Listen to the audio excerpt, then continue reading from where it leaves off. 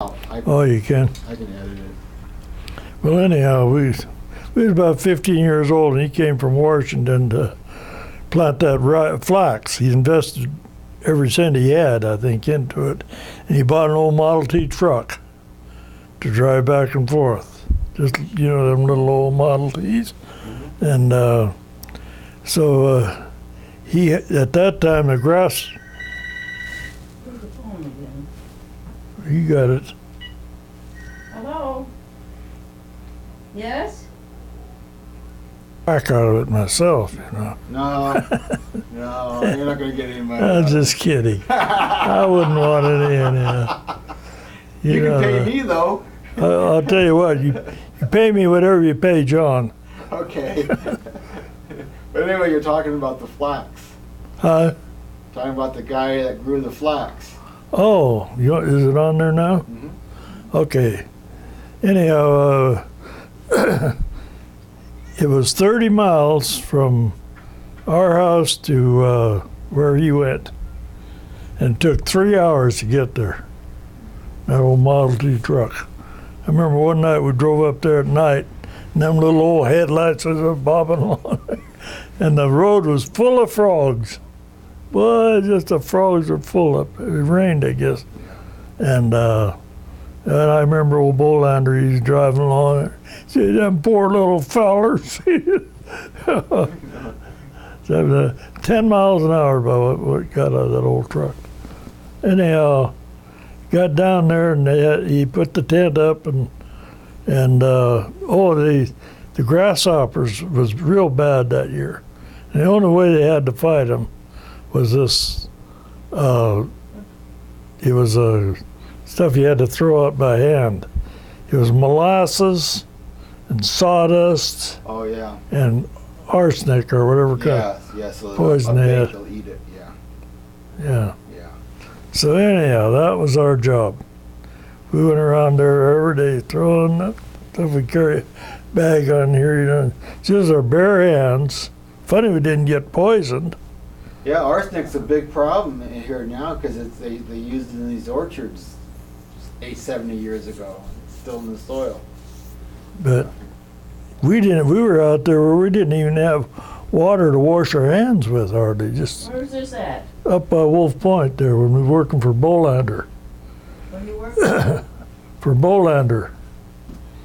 And anyhow, I think we worked there, for quite a while. I remember one time, we didn't even know how to drive then, but we could drive that old Model T a little bit.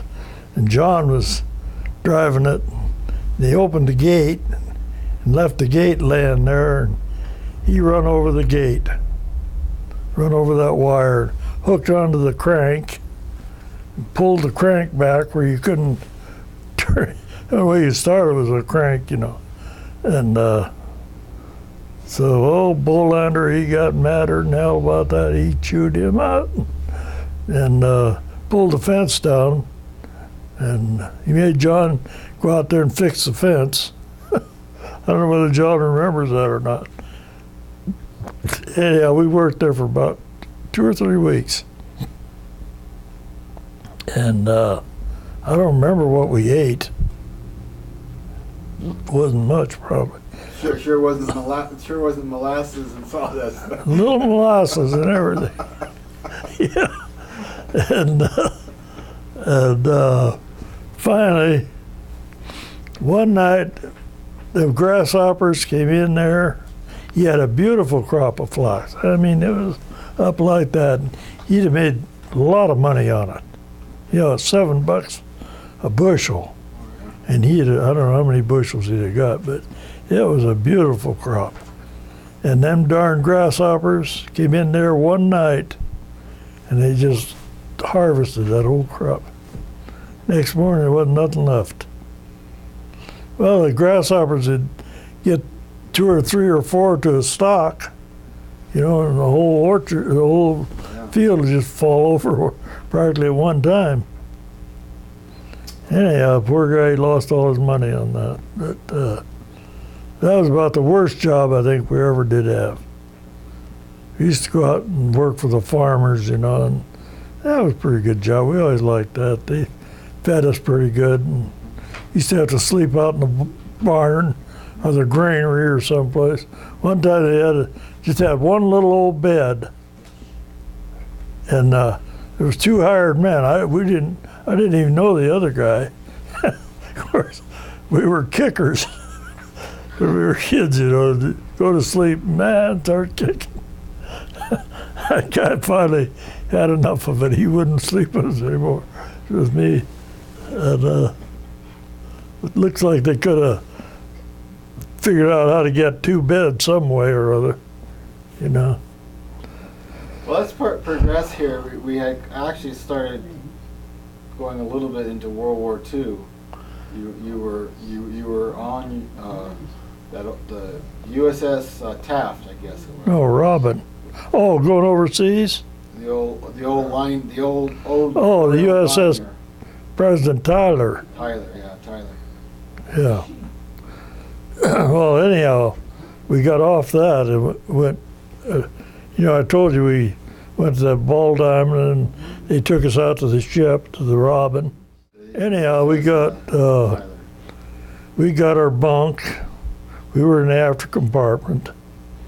All the deckhands and that bunch were up in the forward compartment. And I was on the top bunk. Where'd John sleep? He slept right in the end of me or something.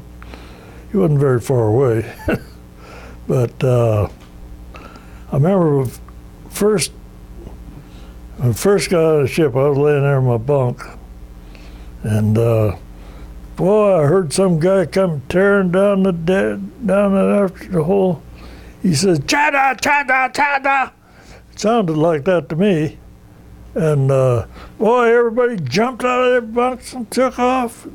I go, what in the hell's going on? Here he was saying, "Chow down." It sounded like chada, chada. And I couldn't figure out what the hell them guys were. But anyhow, we had, the ship was, we were in the after compartment. And they had just a narrow deck there about 4 feet wide. And the gunnels were about that high. So it was pretty, you know, there was a cable across the top, then the gunnels down here. But so we had to walk from the after compartment. We could go through the uptakes of the engine room, walk up above the engine and into the head there from our compartment without getting out on deck, which was pretty nice. But then we had to go on watch. We had to go out through a hatch at their one, and then, you know what I'm talking about when we were at sea and the ocean was really rough. I mean, that ship would go way up and then it'd come down, and boy, the water come down through there about 8-10 feet deep, just right down the deck. If you was out there, you'd get washed overboard.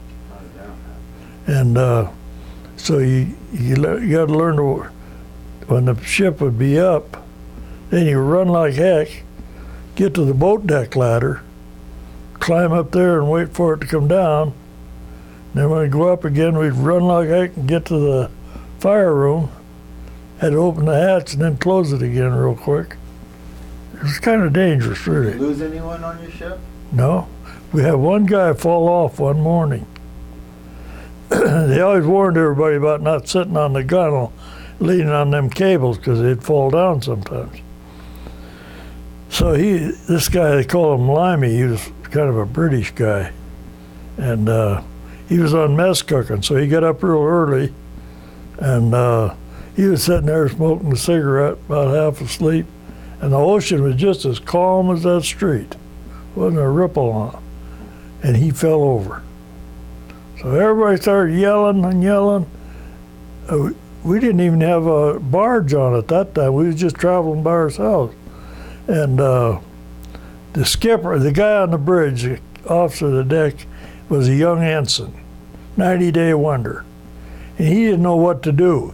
He just kept steaming straight ahead, same speed, until they get the captain on the bridge, tell him what to do.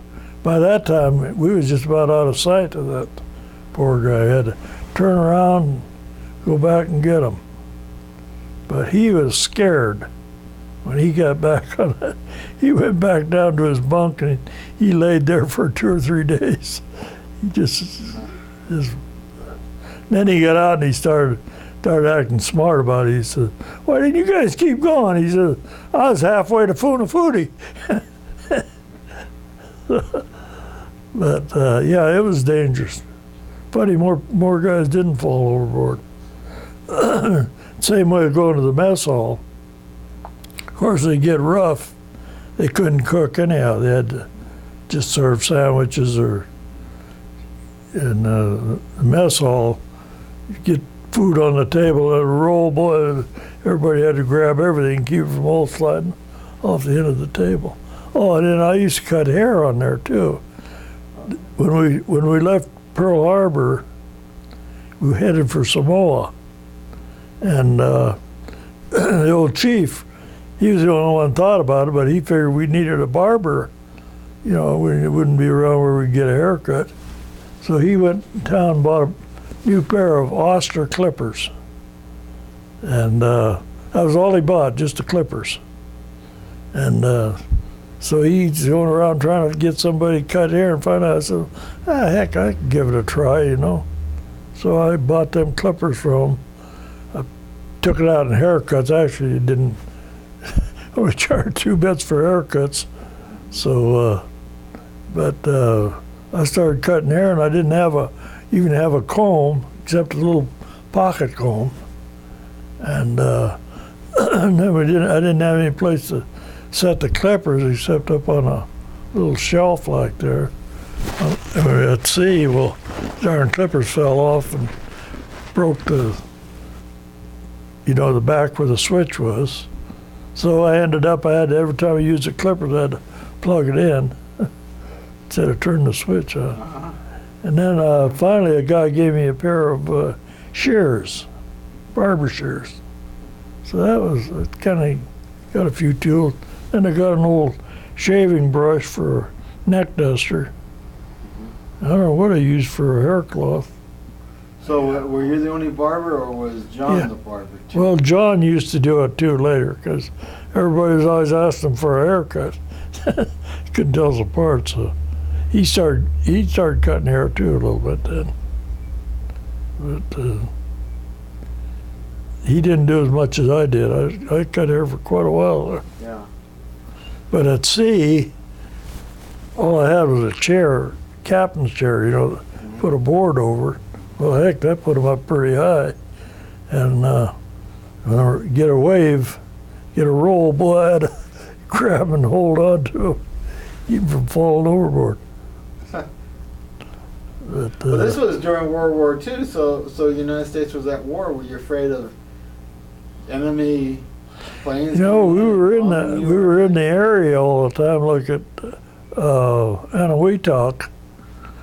The Japs were still flying over that all the time, and they never did bomb it while we were there. Well, one time I think they did. They dropped a couple of bombs. They just, just kind of warning, like, But we never encountered any Jap ships or anything. We always figured because they were afraid of us, they stayed away. But were you afraid? Was that fear always in your mind that you could be? Well, yeah. Didn't worry us too much, actually. Yeah. We had two 5-inch guns on there, and we had, I think it was 4 20 millimeters.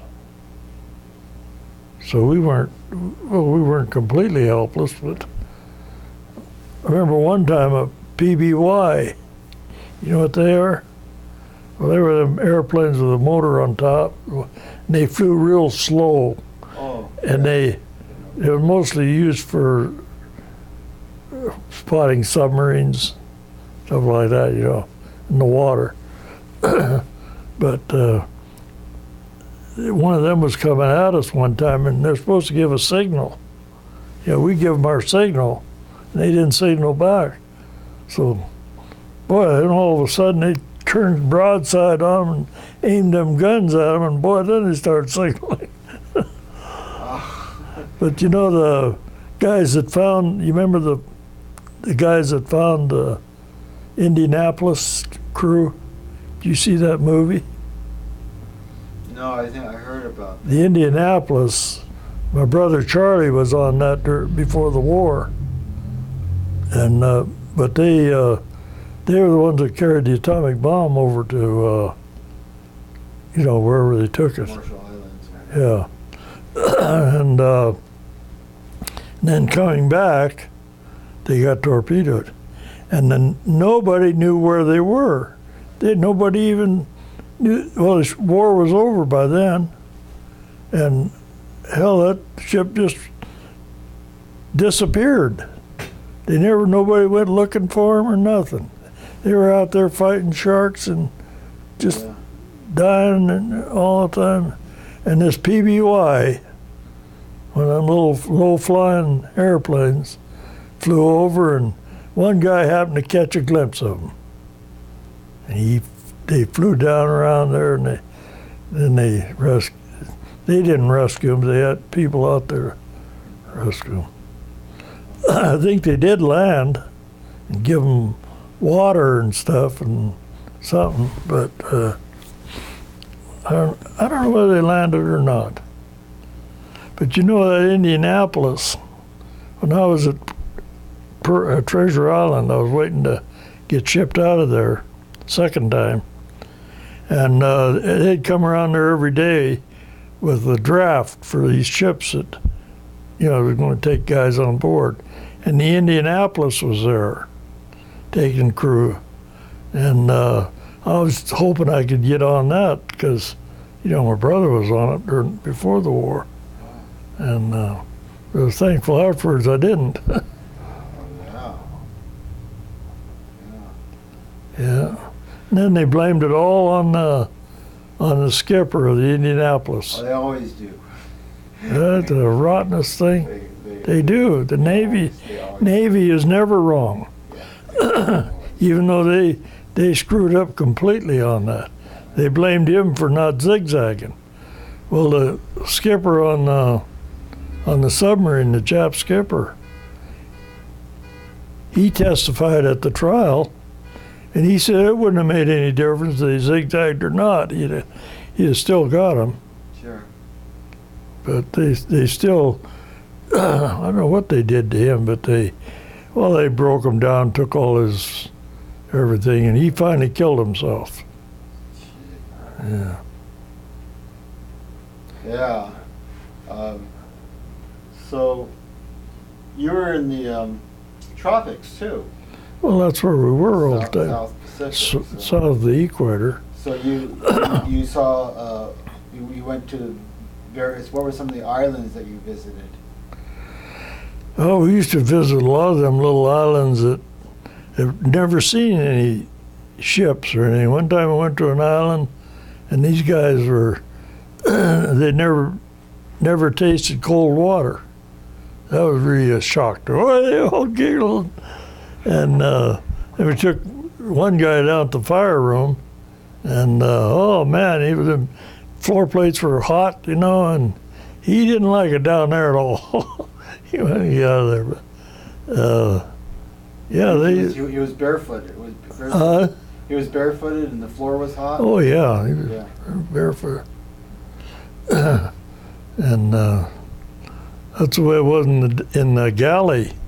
Remember one morning we had eggs for breakfast, and every time we had eggs for breakfast, boy, everybody was up there for breakfast.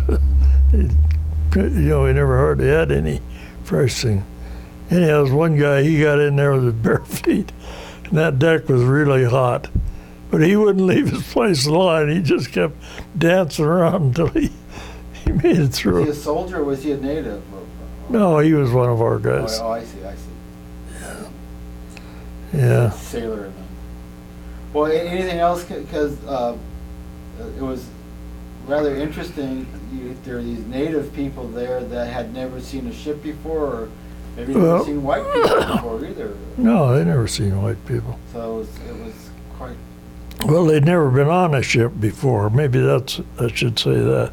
They probably seen plenty I've of seen them. them, yeah. But another island we went to, we had to take all the Navy guys off of there. The war had left behind, and them guys were just, hell, they had homes there. They had a woman and a little hut. And Oh, they're Navy sailors. they were sailors. They were in the Navy, But they were stationed. but they left them there. Oh, And this one guy had, oh man, he had 2 or 3 kids. really? And when we went to get him, we got all these guys on the ship, and all the women were down there at the dock waving at them. They had mirrors. They flashed mirrors as far as they could see them. And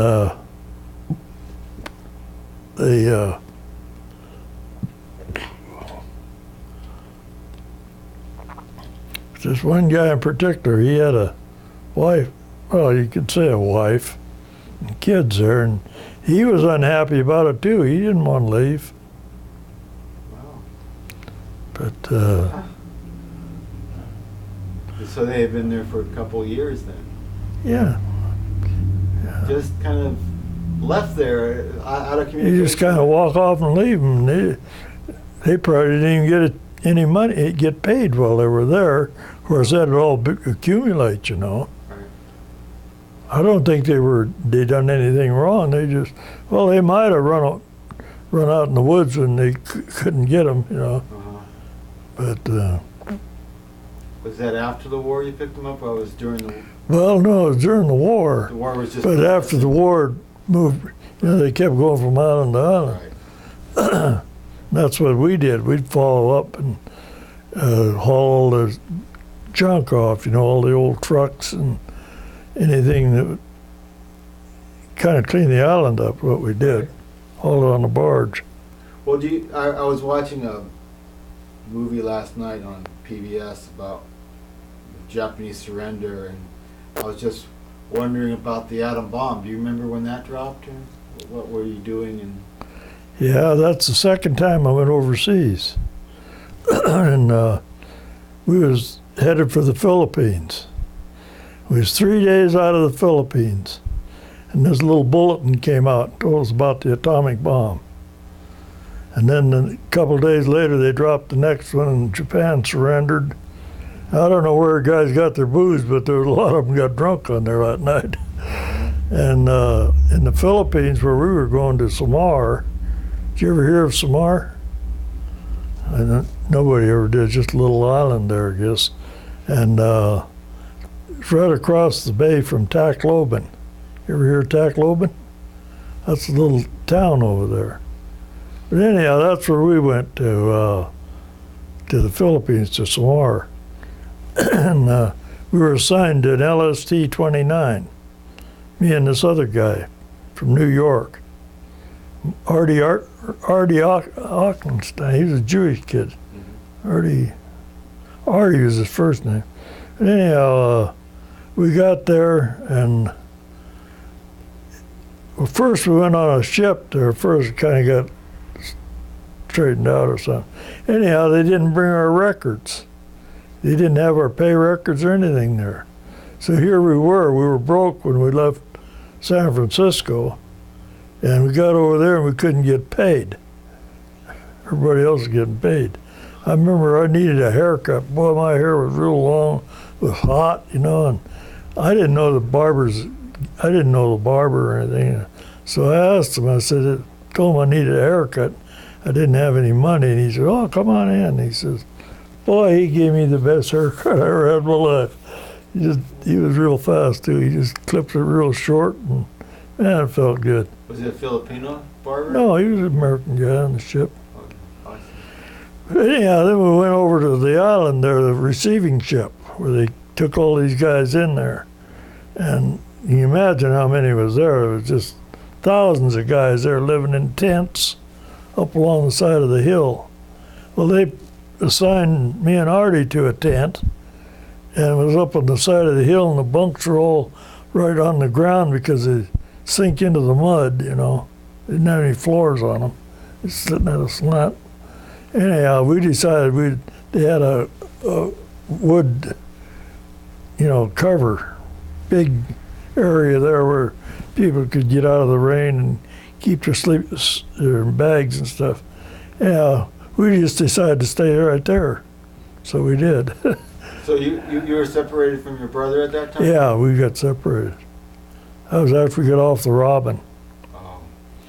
And he went to, well, he was at Mare Island for a while, and then he went back to Philadelphia for something. I forget what he went back. Didn't he tell you about that? Yeah. And then we waited. We got in the chow line at Samar, and it rained just about all the time, constantly. So we just sat out there in the chow line and finish breakfast and just get back to the chow line again.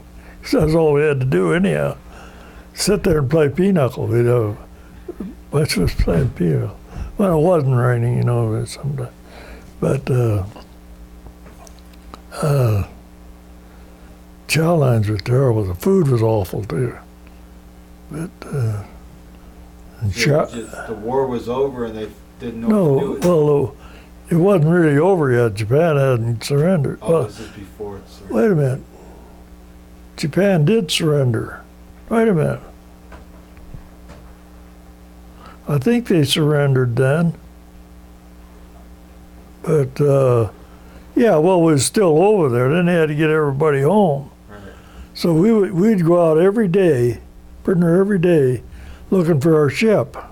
LSD-29. Man, we just wanted to get on that so bad, you know, because the food and everything was so lousy there that, anyhow, we never did find it. So then they put us on a Liberty ship, and they had one of the compartments right up near on the bow, on the forecastle. And that's where we stayed. We slept. We had canvas bunks, just sitting on the deck, you know. If you got a big wave, you'd slide all over the place. But we actually had pretty good weather, I guess, because but anyhow, with all the bad food we had there at Samar, that mess sergeant, he just fed us we'd have a big breakfast. Just ate it out there on the deck. I don't know where they cooked it, in the galley probably. Had a big breakfast. Then about 10 o'clock in the morning, here he come with a whole bunch of lunch and goodies and everything else. Then at noon we'd eat again, and then in the middle of the afternoon we'd eat again, and then at night, and even a bedtime snack. Boy, that was all the way back to the Philippines, or to Pearl Harbor. But there was a young Filipino guy there that had a pair of hand clippers. I didn't have any money. Me or Artie, either one had a penny. Anything we wanted, like cigarettes or candy, we'd have to bum it from Red Cross was there. You know, I was pretty good about giving us money for that. But anyhow, I started cutting hair. It took us about a month to get from the Philippines to Pearl Harbor. And I made $50 charging a quarter. So I cut a lot of hair there going back. I was busy all the time. Everybody wanted a haircut. But anyhow, we got back to Pearl Harbor. No, it was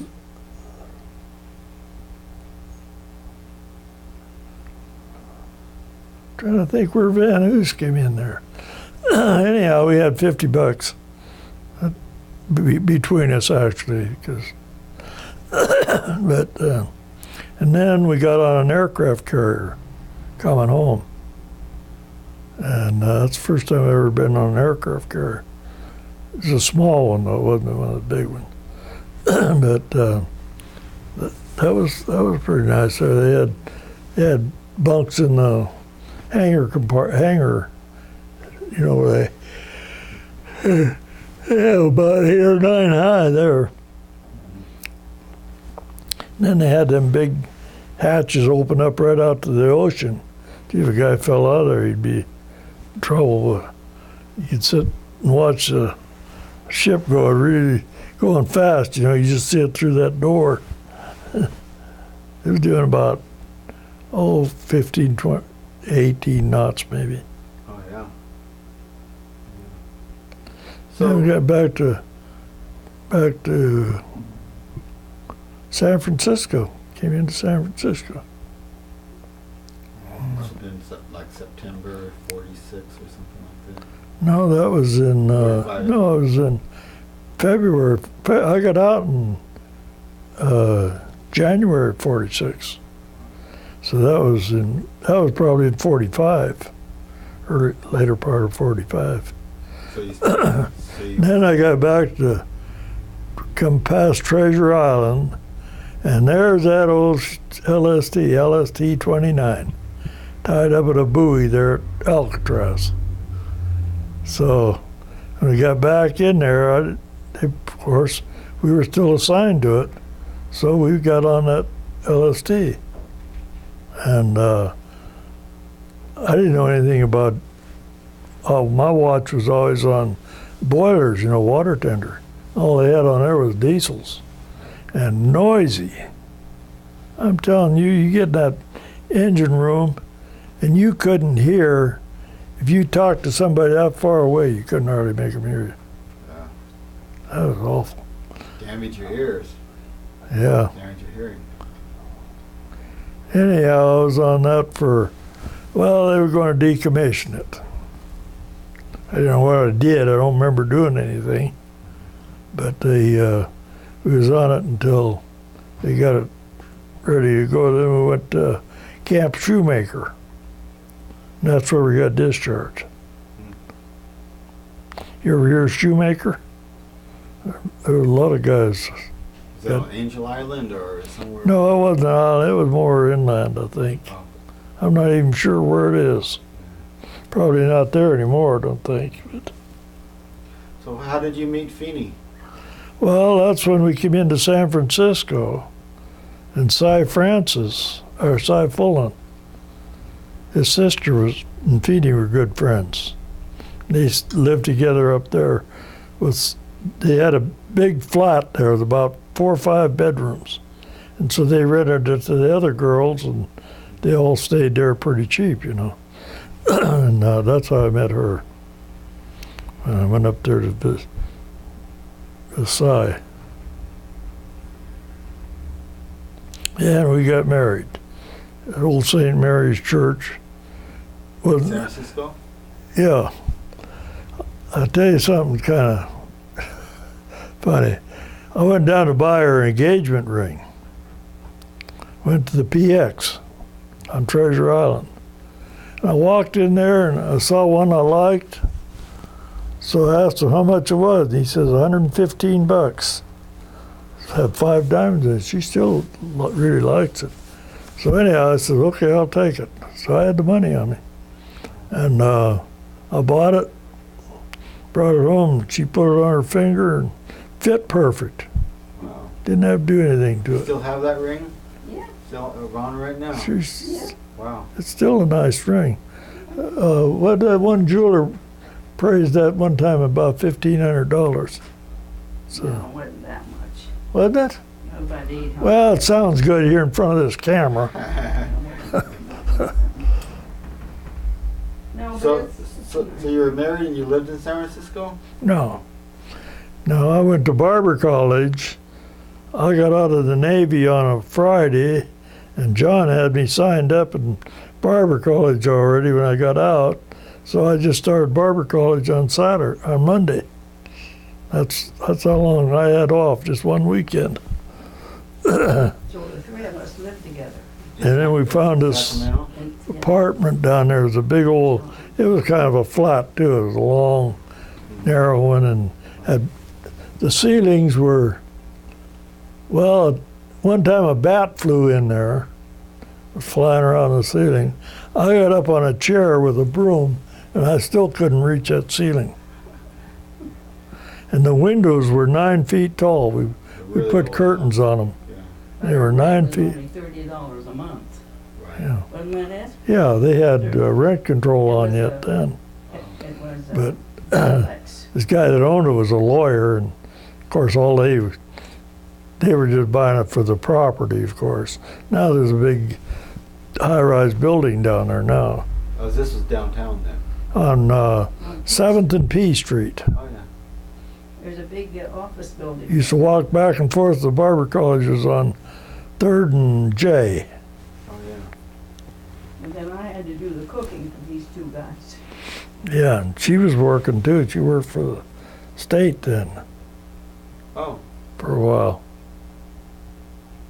how long were you in Barber College? You would have to ask that. Well, I was married and settled down. John was out running around drinking and tearing around, carousing, and didn't have time to study or nothing like that much. And so everybody was feeling sorry for poor old John. Wouldn't pass his test. Well, guess who didn't pass the test? I didn't, and he did. So I had to go back for another 500 hours, about 3 months. Oh. That really hurt. I was really upset about that. It was stupid anyhow. What the hell? What more did I learn in there going another? It's just the bureaucracy of that Oh yeah. Barber College down Oh there. yeah. You know, they had to flunk some of them just to teach them a lesson. Another guy read, oh, well, I used to cut hair in the Navy too, you know. I could cut hair pretty good when I first went to barber school. And they put me up in the front chair where the haircuts were 50 cents. And shaves were 35, I think. Well, I knew how to cut hair, but I didn't know a dang thing about shaving. So here I was up there in the high-priced shaves and haircuts, and I had a heck of a time with the shaving. Seems like shaving would be a lot harder than cutting hair. It is. Yeah. But nowadays, barbering is really pretty simple because very few of them even shave around the ears. I quit shaving around the ears too, but I use them real fine clippers that put a line around there, and you actually couldn't tell whether it was the clippers or. But before we didn't have clippers that short either, you know. But, So you finally graduated from Barber College. yeah. And now you're. Okay, I went to Marysville. You know where the Nagler building is? Yeah. Well, it's called the Brown Building now. Right. But at that time, there was a barber shop there. And Fudd Burtis owned it. He was a little fat guy. Man, he was fat. But so he gave me a job. Well, I went in the back chair, and there was posts there, too, in that barber shop. And big posts to hold it up. And them guys didn't let anything go by them to get back to me, unless it was a rough old shave. And they could shave easy, you know, they knew how to shave. But if you get a rough shave, they'd, hey, back here, then stand there and laugh. Get a bucket and put under them, catch the blood, stuff like that. That was a big joke with them guys. And that'd make me a little more nervous too, you know. But, so I worked there for a month, and hell, I couldn't make any money. But Fudd, he was the boss. Just to show you how darn hungry he was, if he had a guy in the chair, and he wasn't finished with him yet, he'd dust him off real quick, get the next guy in there, and then finish the other guy up on the side. Just so I wouldn't get that customer. But so I quit and went. They had an ad in the paper from Chico, and I went up there, and I got a job on 3rd and Broadway.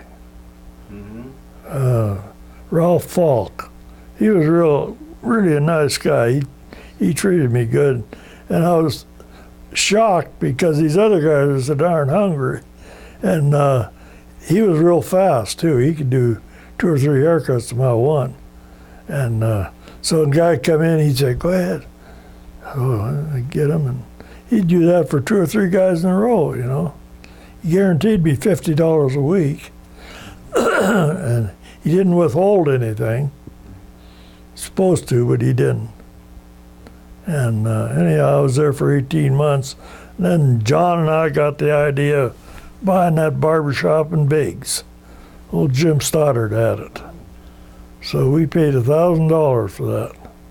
That was a lot of money then too, you know. Like now, that'd be probably, what, 10,000? And there wasn't nothing in there, just the old junk stuff in there, in the old building. But do you know how much the rent was then? $10 a month. Haircuts were $1. Rent was $10 a month. Frank Thomas, he was a millionaire rice grower there. He owned the building, and he wanted to have a barbershop in Biggs, of course. So then he came in there and he remodeled. He used to have them old windows, you know, set back. He came in there and he remodeled it. He took all that front up, put in a new front, put an awning up there, and he says, "Well, I guess we're gonna have to raise the rent." So, well, how much? And he says, "Well, it'll be $15. So from then on, I had to pay $15. It was that way as long as I was there, as long as Frank was alive. Then Frank died, and right away the rent went to $35. And then I decided I didn't want to live in Biggs anymore, so we was looking for a shop, and that old Smitty there in Gridley, I asked him if he wanted to sell his shop, and he said, yeah, he wanted to sell it. Well, then by the time I buy it, he wouldn't sell it. So, and I saw this ad down here on Yuba City. So I came down here and I paid, I think I paid $1,500 for that shop. $1,500 for the business. Yeah, well, the chair, Oh yeah. equipment in there. But Right there on Plymouth Street, next to the Sutter Theater. yeah, right between and 2 bars. between the spur and the town pump, and I was right between them. But you know, that's a pretty good place for a barber shop, really, because the guys in the bars, they'd come down there to, you know, they had to get a haircut, but they wanted to get a beer first. So I say, call me when you're done in there. So when we get done, we just rap on the wall. Here they come. So, and yeah, that was a pretty good, and I paid $75 a month then. And then it went up after a few years. What year was this? 56. 1 year after the flood. That shop had a water line there. He painted just to the water line, and it had about 4 feet of water in there. But So you moved to Yuba City in 57. We looked around. We found this house, and the people that lived here, they had kids in school, so they wanted to stay here until school was out. Well, heck, that was 3 or 4 months, you know. But we said, okay, stay here. I drove back and forth to Biggs. The payment was $40 a month, and I told her what it was. She said, "You mean I have to pay rent on my own house?" It was not your house anymore. She thought that was terrible. How much did you pay for this house then? $14,250. $14,000? And we bought that white car out there in 53. We bought it in 54, it was a year old. And we paid more for that car than we did for the house. No, not 14,000. You said, how much you pay for the house? $14,250. 14,000. So, but you're And we bought that car, it was, the time we got everything on, it was 14. just recently. No, that was in 54, or 94. 94. That's a 93 car. 94. And it was a year old when we bought it. But there's a little difference in the property value between that car and this house, ain't there? I couldn't give that car away. But, anyhow.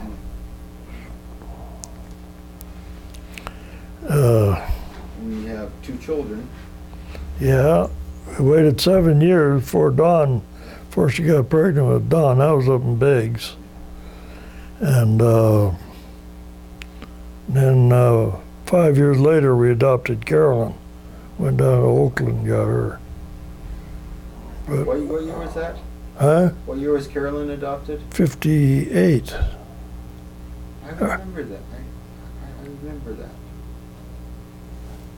Yeah, you were 5 years old I then. was 4 years old. 4 years old, yeah. I still remember. Yeah, you probably remember when we brought her home.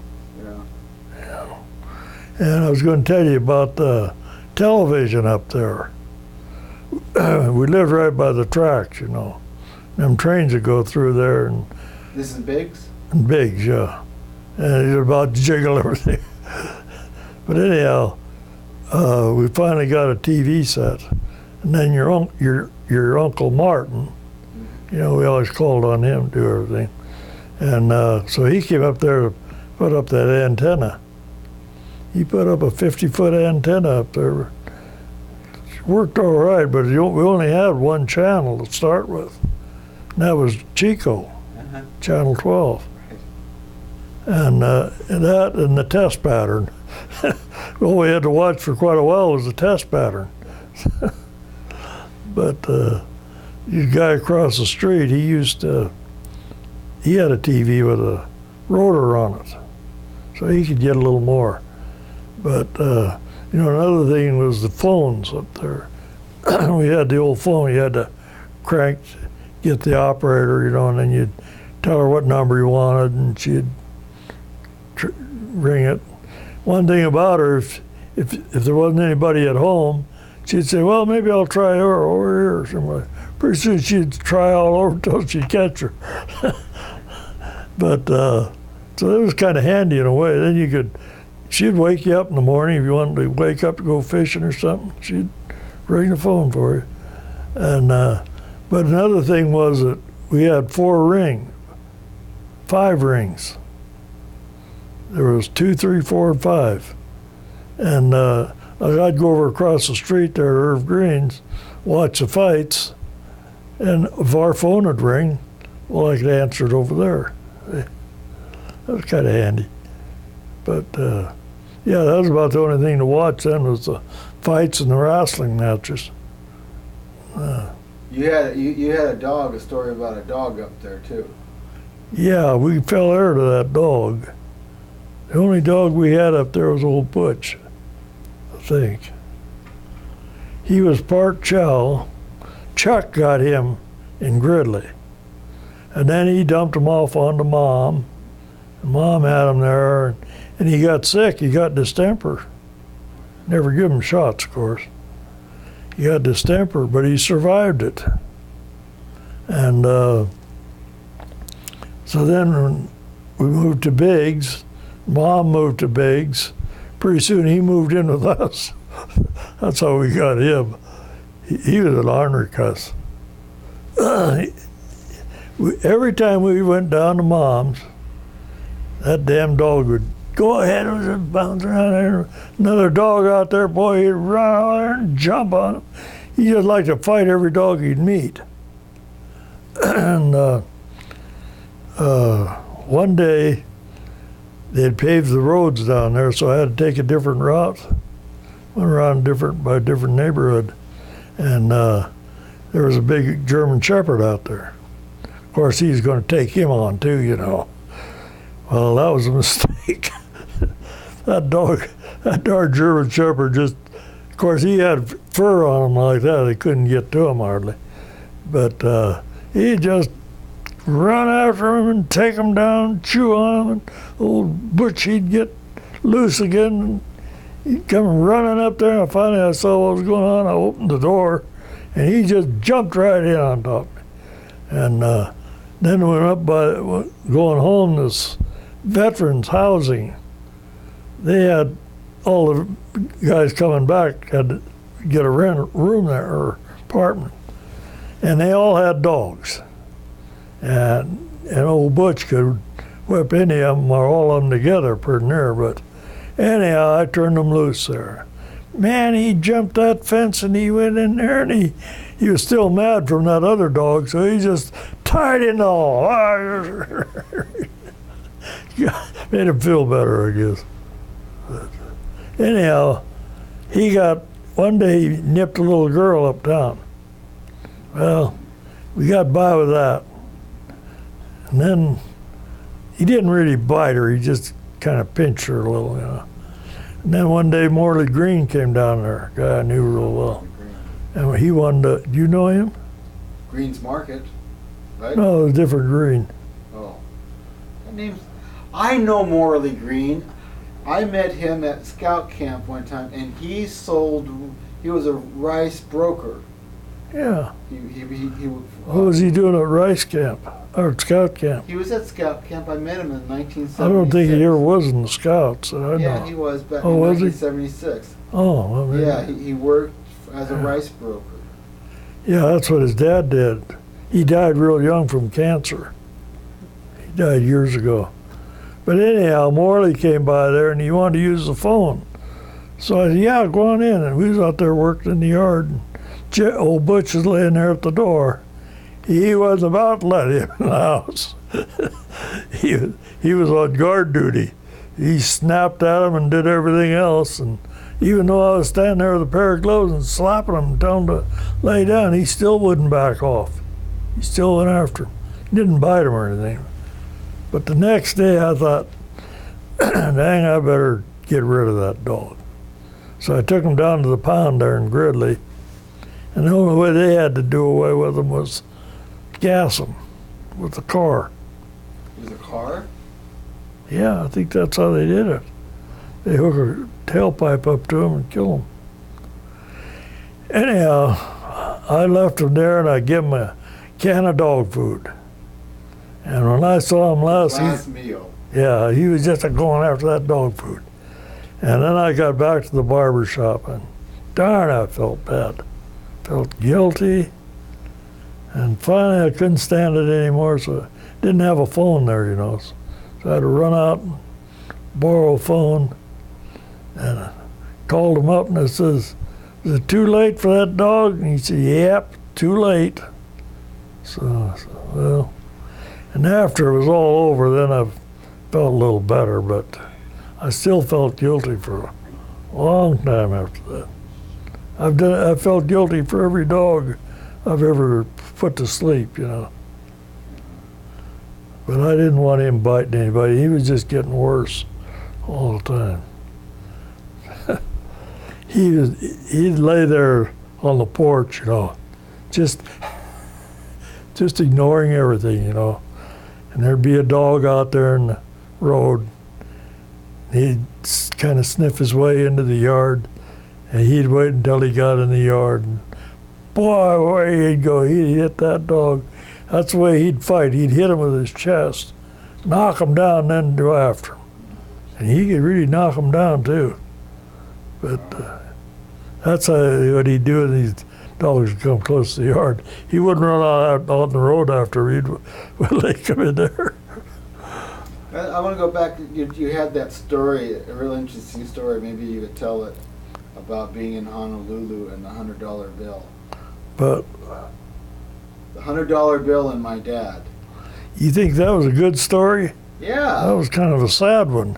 Well, it's an interesting story. Well, we had that laundry, you know, and we saved up till we got Actually, we made pretty good money on that darn thing, you know. We sent a couple $100 home, you know, and You washed other sailors' clothing on. yeah, we had that little old washing machine, and see, where'd we drain it? I guess they had a drain there on the deck. We just drained it out on the deck, but and then we had hot water from the faucet there, fill it up with, but we'd fill that thing so full of clothes sometimes that it just barely moved, but I guess they kind of got clean a little bit. But anyhow, when you have to take them out of there, what do we do with them? I think everybody had to take care of their own as far as drying them and everything. You just had to kind of keep track of their own clothes. But anyhow, we got paid. Well, everyone on there paid us, so it turned out pretty good money. And we had that for probably 2 or 3 months. And when we'd get $100, we'd send it home. But that one we didn't send home. John went into town, he was going to make out a money order. And he put that money in his shirt pocket, sticking out. And when he went to make the money order, he didn't have any money. Boy, everybody on the ship knew about that. But it was quite a jolt, really, you know.